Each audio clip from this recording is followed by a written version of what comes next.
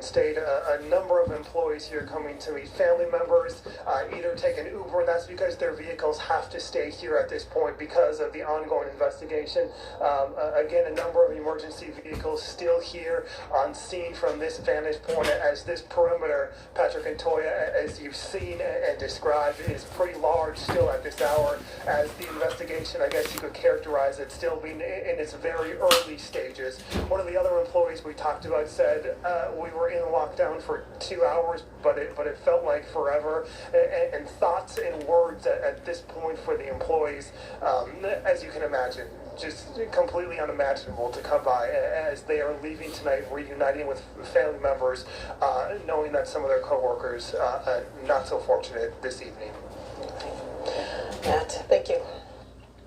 Well, again, that level of uncertainty and not knowing what's going on and being in that situation, it must just be just frightening. Fortunately, we're seeing some of those people being able to be reunited with their relatives now. All right.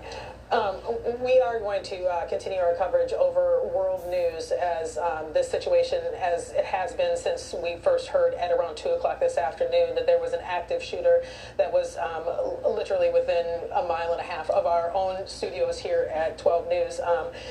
We immediately sent people there to discover that this wasn't a drill, that this was in actuality an active shooter situation.